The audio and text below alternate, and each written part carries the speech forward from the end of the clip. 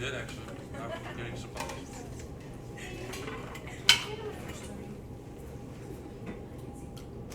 I couldn't put it all pop.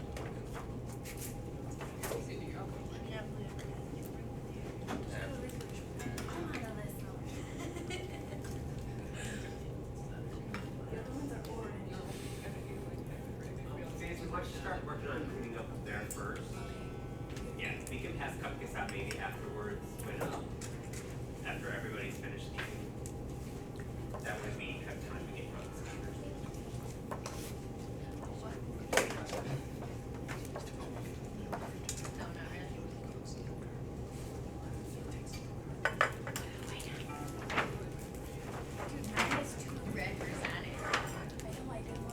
Wait, that means you just won a prize.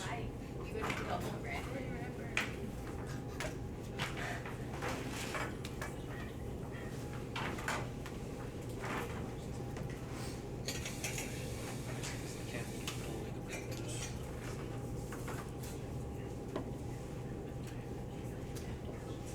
Whenever you're ready. Okay. Hi there, my name is Alex, and I'm going to be teaching you guys how to play some guitar basics. From Jimi Hendrix to B.B. King to jazz to classical music and to even industrial metal, the guitar's been used in a number of different ways for the past century. Today I'm just going to be showing you how some basic techniques have been used by many of those players to get their careers started. I myself have been playing for about almost 5 years now.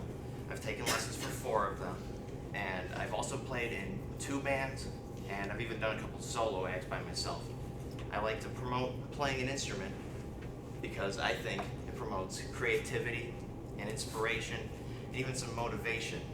And you know, if after some classes or a hard day's work, it's always nice to sit down and play something for yourself, just to kind of relax and take it easy.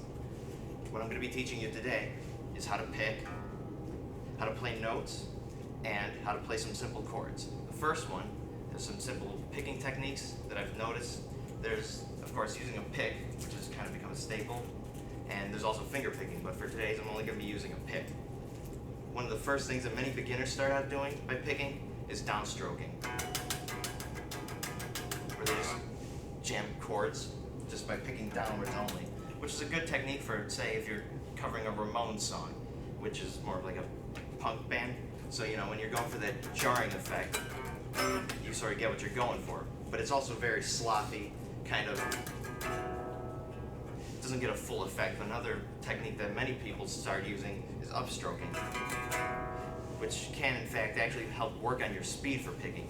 But what I found is the most effective picking is to alternate, because you can get a cleaner tone and eventually you can start picking up your speed as well. But if you notice, you can hear it vibrating whenever I pick that note. That's what happens when you don't hold the pick right. You have to try and hold the pick parallel to the string so that when you're playing you get a cold, clean tone. Now, of course, in any song you need to be able to play notes to have a song. So there's a couple different techniques to doing it. You can hit any string,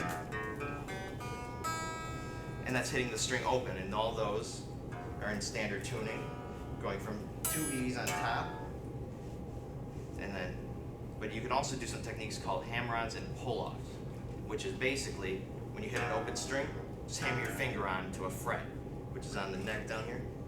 When you hammer on, you get the different tone, and you can also hammer on with fingers. Pulling off is in the same method. You start with one note on the fret, and then you pull it off to open or to another finger down on the neck. And you can do that anywhere on the neck with any combination of fingers to get any kind of effect you want, whether you're going for fast or slow or just some kind of solo. And finally, we're going to go over some chords. The most basic chords that many people start out learning are the open chords. There's a couple bar chords that you can learn, some jazz chords as well. But the most basic are the open chords because they use the open strings as well as a combination of fingers. Some of the basic ones that I started learning was the C chord, the D chord, and G. And the reason they have those notes is because in the chords, such as the G chord, they have a root note, and that's how the chord gets the tone that you're going for. Another basic type of chords is called the power chord, which is a simplified version of a bar chord that many guitarists such as Tony Iommi from Black Sabbath kind of made popular. And basically what you do is you pick out an octave, which is 8 notes, but it's the same note that you're playing in a chord. So for this one, for the G power chord, there's my G there, and 2 strings up, I have the G there again. So that's the effect we're going for there. So basically, we've covered how to pick notes cleanly, how to play notes themselves with hammer-ons and pull-offs, and also some simple chords that will hopefully be able to cover some rhythms for some songs that you yourselves can make one day. Again, guitar has been a great way for me to learn some inspiration and how to motivate myself to achieve great success in my music career. And hopefully everybody else too can learn something from this and be able to pick up a guitar one day and play. Thank you.